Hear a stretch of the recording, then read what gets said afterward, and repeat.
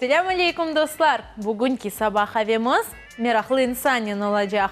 O spor hakkında bugün tarif edecek ve lezzetli kokulu Kırım kahvelerini içip biz bugün spor dünyaya dalacağız. İşte dostlar karşılanız Mustafa Bey Sittarov. Selam aleykum. Selam алейкум. Hoş geldiniz Mustafa Bey. Hoş bulduk.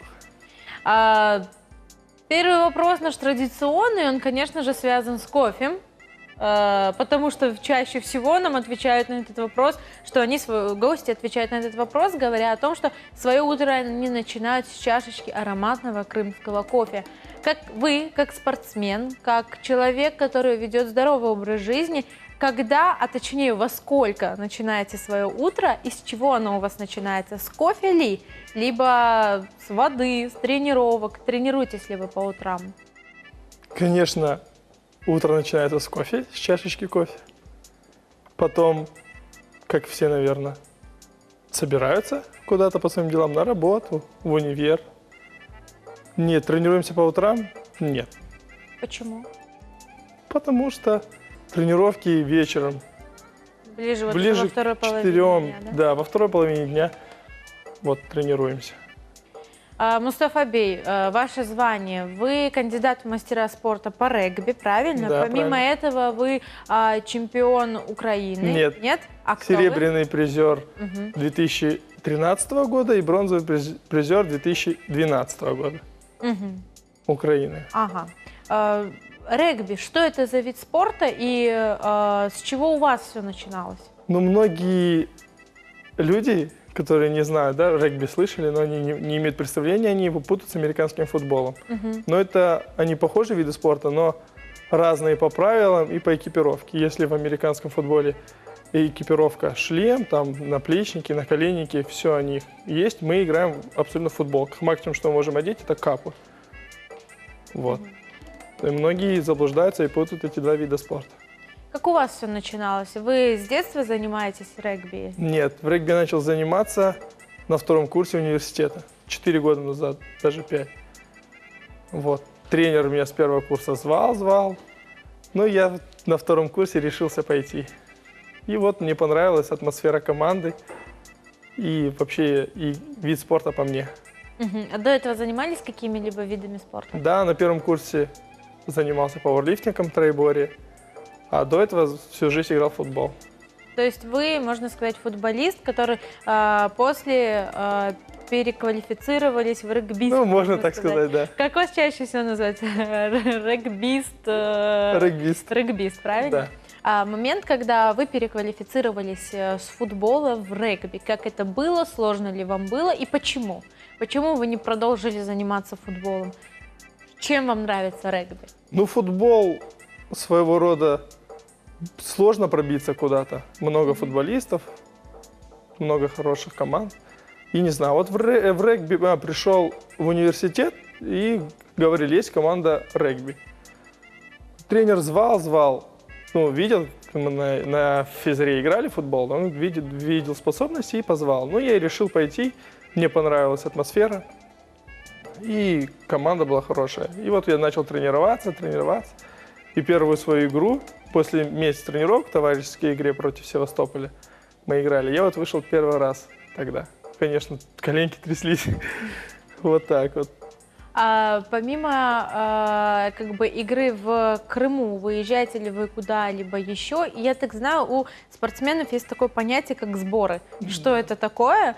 И бывают ли у регбистов сборы? Ну, сборы, конечно, бывают. Сборы это недельные, 10-дневные. Бывает команда, когда выезжает куда-то, вот они тренируются 2-3 раза в день. И вот эти все 10 дней, они все с командой, с тренером вместе утром просыпаются, кросс, 2-3 тренировки в день, они готовятся к каким-нибудь соревнованиям или после междусезонья к каким-то новому кругу. А какие в Крыму у вас есть конкуренты? В Крыму всего, к сожалению, 3 команды. Феодосийская, мы в Симферополе и Севастополь. И вот мы втроем всегда чемпионат Крыма проводим, там много кругов, этапов играем. И также сборной Крыма выезжаем на уже всероссийские соревнования. А как формируется сборная Крыма и сколько человек должно быть в команде? Сборная Крыма формируется, как я сказал, уже с 3 команд, которые играют в чемпионате Крыма.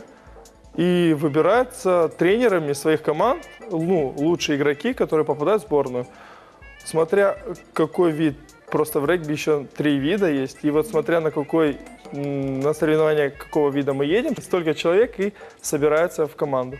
Если это регби 15, то человека 23 должно быть в составе. Если это регби 7, которое в России популярно, вот, и также это олимпийский вид спорта, вот тогда собирается человек 15. Максимум едут вот мы сейчас, Человек 15. да, и мы сейчас вот собираемся 21 числа ехать в Краснодар, будет Кубок России.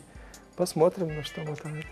А много ли крымских татар играет в регби вот по этим 3 командам? Ну, только в нашей команде процентов 80, наверное, крымских татар, в остальных, ну, в Севастополе, Феодосии нет крымских татар. Где вы тренируетесь, где находится ваш спорткомплекс и как часто проходят ваши тренировки? Кто ваш тренер? Тренер Месицкий Велос Серверович, преподаватель в КИПУ. Вот. Тренировки проходят на медуниверситете, стадион медуниверситета, каждый вторник, каждый четверг. Помимо от этого у каждого есть программа, личная программа, составленная тренером, которую мы помимо тренировок должны выполнять. Там кросс, бег на определенной дистанции, челночный бег. Вот такой.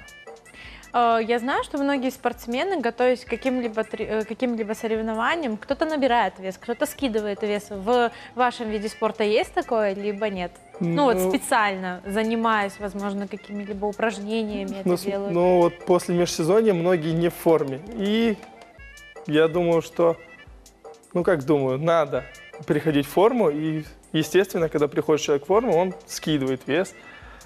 Вот. И я думаю, что всем спортсменам это надо, кто хочет нормально выступать, что надо приводить себя в форму.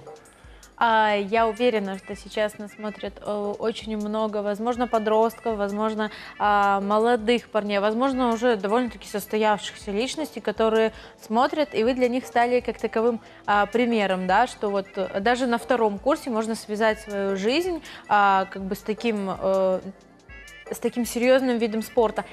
Когда поздно заниматься регби, и есть ли у него какие-либо возрастные ограничения? Нет. Отвечу на этот вопрос нет, потому что многие, вот я сколько уже лет играю, и многие приходят, даже не то, что никто в универе, приходят, занимаются, у них все получается. Я думаю, что в регби никогда начать играть не поздно, и все будет нормально, приходите к нам. Чё, Гузель. Мустафа Бей, помимо призыва вести здоровый образ жизни и играть в регби, что бы вы еще хотели пожелать нашим телезрителям? Секретами успеха вы уже поделились. Пожеланий, я думаю, это, к сожалению, у нас время ограничено, время подходит к концу, и наш вот постоянный, даже не вопрос, а просьба, что бы вы хотели пожелать нашим телезрителям? Ну, желаю того, чтобы они никогда не боялись попробовать что-то новое. Если в одном виде спорта не получилось, пусть пробуют себя в разных видах спорта. Я думаю, что они найдут свой вид спорта. Вот, на самом деле, вот у меня был вопрос, так, первый курс, я задумывался. Но я не жалею о своем выборе, попробовал, мне понравилось. Çok sağ olunuz, muvaffakiyetleriniz için çok sağ olunuz. İnşallah gelecek böyle yarışlarda tek muvaffakiyetler Kırım'a kaytarınız ve gelgeniniz için tavsiyeleriniz, böyle muvaffakiyet sırlarınız için çok çok sağ olunuz. Da geliniz. Allah yardımcı olsun. Sağ olun. Bu ise dostlar, yayınımızı devam ettik. Böyle güzel söhbetimiz geçti ve ben bilesem bu sizni de bir neticelerge celp edecek.